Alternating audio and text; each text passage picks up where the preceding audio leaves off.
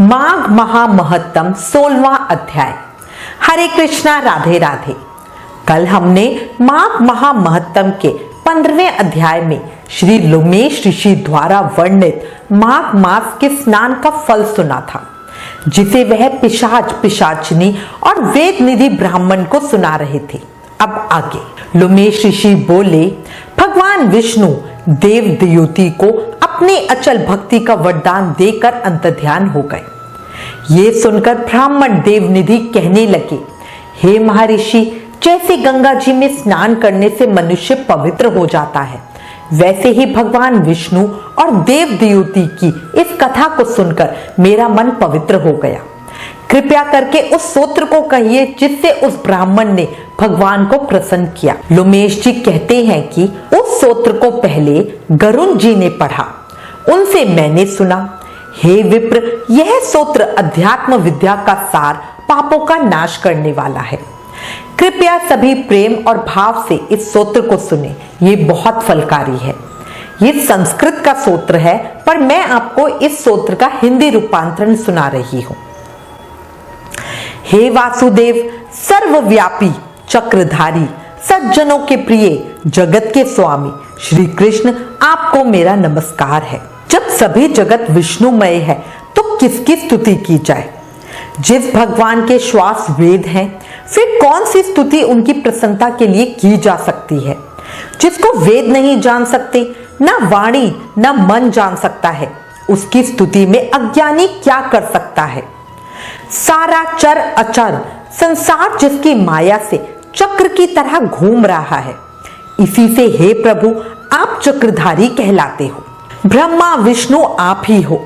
सारे संसार को उत्पन्न करने वाले ब्रह्मा को भी आप उत्पन्न करने वाले हो। जब जीव शरीर को धारण करता है, तब उसमें ज्ञान उत्पन्न होता है। तुम सब सुखों के दाता हो, इसमें कोई संदेह नहीं है। आपसे संपूर्ण सुखों को देने वाली बुद्धि उत्पन्न होती है। आप ही 5 कामेंद्रियां, 5 महाभूत तथा मन के विविध भाव हो। ब्रह्मा विष्णु रुद्र की कल्पना से आप संसार की कल्पना इसी प्रकार करते हो जैसे पिता पुत्री की। कवियों में जो रूप शोभा देता है, उन निर्गुण विष्णु भगवान को मैं नमस्कार करती हूँ। जिसमें ज्ञान रखने से श्रुतियों में कहे हुए कर्मों को लोग कहते हैं, उस परम ब्रह्म को मैं नमस्कार करती हूँ। मैं उस सत रूप हरि को, जिसको योगी लोग सब प्राणियों में आत्म रूप में देखते हैं, उपासना करते हैं, जिसको अद्वैत कहते हुए गाते हैं और यज्ञ करते हैं, उस माधव भगवान को मैं नमस्कार करती हूँ। मनुष्यों को माया तथा मोह में पैदा हुए विचित्र आभास, अहंकार तथा ममता को जानकर खो देते हैं, उन भगवान को मैं नमस्कार करती हूँ। संसार में मनुष्यों के मोह रूपी वायु से सदा भभकने वाली ज्वाला आपके चरण कमल की छाया पहुंचने से नहीं जलती, जिसके स्मरण मात्र से मोह, अज्ञान, रोग, दुख दूर हो जाते हैं, उस अनंत रूप को नमस्कार करती हूँ।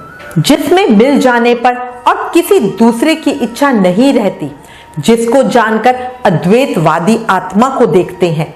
यदि विष्णु शब्द का अर्थ और उसके विषय का ज्ञान एक ही होता, तो इस सत्य से हे माधव, इस संसार की माया में फंसकर तेरे ही ध्यान में रत रहता। यदि वेदांत दर्शन में भगवान सारे संसार में व्याप्त हैं, तो इसी सत्य से भगवान में भरी निर्विघ्न भक्ति हो। जो बीज नहीं है तो भी बिना बीज के स्वयं विद्यमान है, सो वह विष्णु भगवान रूपी रंग से हमारे बीज के टुकड़े टुकड़े, जो सृष्टि स्थिति तथा लय के लिए ब्रह्मा विष्णु महेश 3 रूप धारण करते हैं और कार्य में सत रज और तम इन तीनों गुणों में विद्यमान है, वह भगवान मुझ पर प्रसन्न हो। जो प्राणियों के हृदय रूपी मंदिर में निर्मल देव वास करते हैं, वह भगवान मुझ पर प्रसन्न हो। जो अविद्यापूर्ण संसार का त्याग करता है, जगन्मय आप हो, आपका बनाया हुआ विश्व आनंद करता है। आपके त्याग करने पर अपवित्र हो जाता है, उसका साथ करने पर भी तुम बिना साथ के बने रहते हो। विकार रहित जिनके चावरक पंचभूत योग से पैदा हुए चैतन्य मानते हुए उपासना करते हैं। जैन लोग आपको शरीर का परिणाम मानते हैं और सांख्यवादी तुम्ही को प्रकृति से परे पुरुष मानकर ध्यान करते हैं। जन्म इत्यादि से रहित चैतन्य रूप सदा आनंद स्वरूप उपनिषद जिसकी महिमा गाते हैं। आकाश आदि पंच महाभूत, देह, मन, बुद्धि, इंद्रिया सब कुछ तुम ही हो। तुमसे अलग और कुछ नहीं। तुम ही सब प्राणियों को उत्पन्न करने वाले हो और मुझको शरण देने वाले हो। तुम अग्नि, रवि, इंद्र, होम, मंत्र, क्रिया तथा फल सब तुम ही हो। कर्म के फल देने वाले बैकुंठ में तुम्हारे सिवाय कोई नहीं है। मैं तुम्हारी शरण में हूं। सब प्राणियों के हेतु तथा उनको शरण देने वाले तुम ही हो। जैसे युवा पुरुष की युवती में और युवती की युवा में प्रीति होती है, वैसे ही मेरी प्रीति तुम में हो। जो पापी भी आपको प्रणाम करता है उसको यमदूत नहीं देखते, जैसे उल्लू सूर्य को नहीं देखता। प्रत्येक पाप मनुष्य को उस समय तक ही सुख देते हैं जब तक वह आपके चरण कमलों का सहारा नहीं लेता।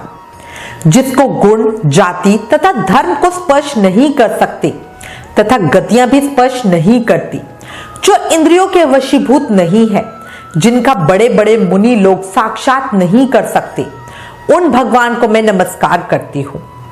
जितने ज्ञान रूपी सुंदर गुण हैं, जिन्होंने सुख स्वरूप मोक्ष रूपी लक्ष्मी का आलिंगन किया है, जिन्होंने आत्म स्वरूप सुख भोगा है और जिन्होंने ध्यान रूप से मृत्यु को वश में कर लिया है, ऐसे मुनियों से सेवित भगवान को नमस्कार है। जो जन्मादि से अलग है, जिनको काम, क्रोध आदि दोष दुख नहीं देते, उन वासुदेव को मैं नमस्कार करती हूँ। जिनके ज्ञान की गति से अविद्या रूपी मल शुद्ध हो जाता है, जिनके ज्ञान रूपी शस्त्र से संसार रूपी शत्रु का नाश हो जाता है, उन दुखों के नाश करने वाले को मैं नमस्कार करती हूँ। जिस प्रकार सब स्थावर जगम संसार को उत्पन्न करते हैं, इसी सत्य से भगवान मुझको दर्शन दे। इस प्रकार उसकी सच्ची भक्ति देखकर भगवान विष्णु ने प्रसन्न होकर उस ब्राह्मण को दर्शन दिए और ब्राह्मण की स्तुति से प्रसन्न होकर तथा उसको वरदान देकर भगवान अंतर्ध्यान हो गए।